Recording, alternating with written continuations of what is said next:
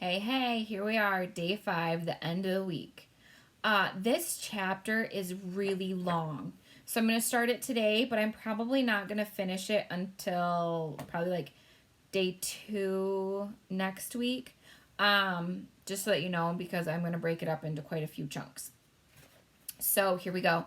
This is the plan, and this is where the queen has just called in let me double check, the head of the army and the head of the Air Force to figure out what to do about these giants, because it has been confirmed that the giants are eating people. So here we go.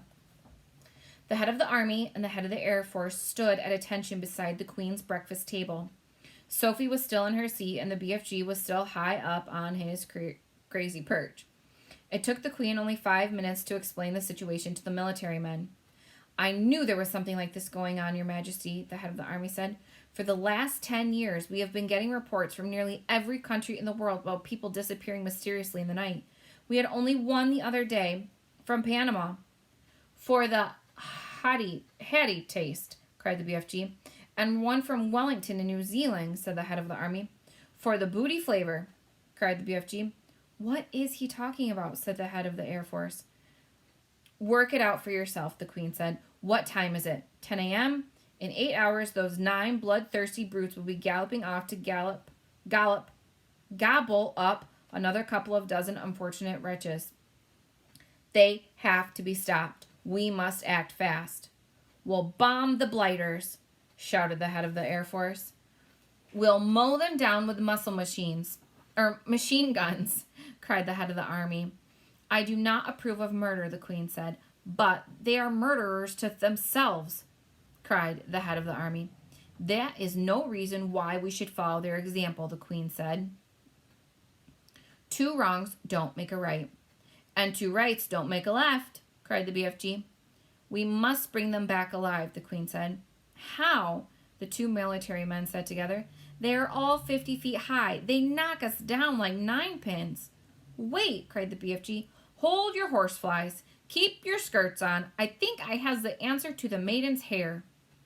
"Let him speak," the queen said. "Every afternoon," the BFG said, "all these giants is in the land of Noddy." "I can't understand a word this feller says," the head of the army snapped. "Why doesn't he speak clearly?" "Exactly," cried the BFG. "Every afternoon all these 9 giants is laying on the ground snoozling away in the very deep sleep. They is always resting like that before they is galloping off to guzzle another helping of human beings." "Go on," they said. "So what?" "So what you soldiers has to do is to creep up to the giants while they is still in the land of Noddy and tie their arms and legs with mighty ropes and honking chains." "Brilliant," the queen said.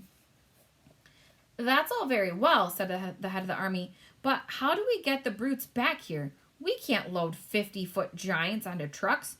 Shoot 'em on the spot, that's what I say." The BFG looked down at his lofty perch and said, this time to the head of the Air Force, "You is having belly poppers, is you not?" "Is he being rude?" the head of the Air Force said. "He means helicopters," Sophie told him. "Then why doesn't he say so? Of course we have helicopters." "Whoopsie big belly poppers?" asked the BFG. "Very big ones," the head of the Air Force said proudly. "But no helicopter is big enough to get a giant like that inside it." "You do not put him inside," the BFG said. "You sling him underneath the belly of your belly popper and carry him like a torpedo." "Like a what?" the head of the Air Force said. "Like a torpedo," Sophie said. "Could you do that, Air Marshal?" the queen asked. "Well, I suppose we could," the head of the Air Force admitted grudgingly. "Then get cracking," the queen said. "You'll need 9 helicopters, 1 for each giant." "Where is this place?" the Air Force man said to the BFG. "I presume you can pinpoint it on the map." "Pinpoint?" said the BFG. "Map? I was never hearing these words before. Is this Air Force being talking slush bungle?" The Air Force Marshal's face turned the color of a ripe plum. He was not used to being told he was talking slush bungle. The queen, with her usual admired tact and good sense, came to the rescue. "BFG," she said, "can you tell us more or less where this giant country is?" No, Magister, the BFG said. Not on my Nellie. Then we're jiggered, cried the Army General.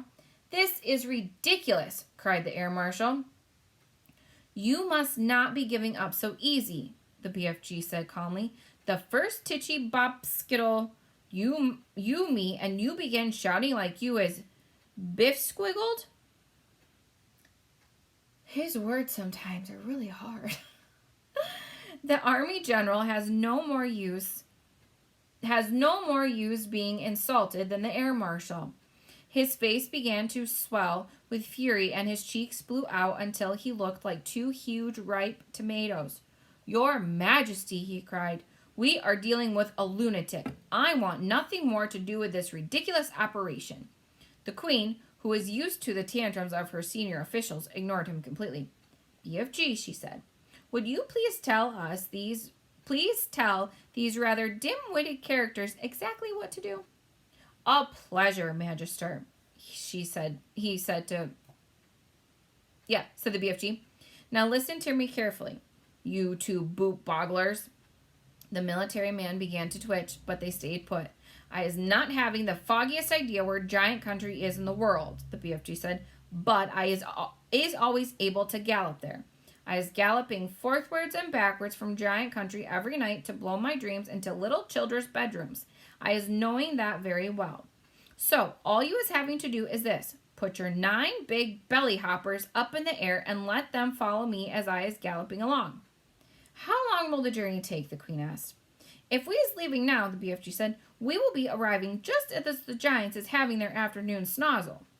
Splendid, the Queen said. Then turning to the 2 military men, she said, prepare to leave immediately. The head of the army, who was feeling pretty miffed by the whole business, said, that's all very well, Your Majesty, but what are we going to do with the blighters once we've got them back? Don't you worry about that, the Queen told him.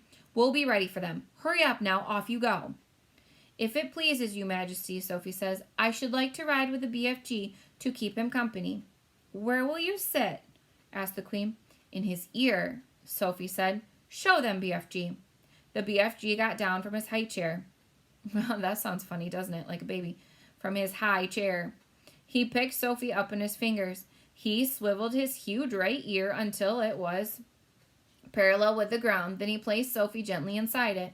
The heads of the Army and the Air Force stood there, goggling. The Queen smiled. You really are rather a wonderful giant, she said. Magister, the BFG said, I is wishing to ask a very special thing from you. What is it? The Queen said. Could I please bring back here in the belly poppers all my collections of dreams? They has taken me years and years to collect, and I is not wanting to lose them. Why, of course, the Queen said. I wish you a safe journey. That's where we're going to stop with that chapter today, okay? So we will pick up from this one first thing next week. I'll see you then. Have a great weekend.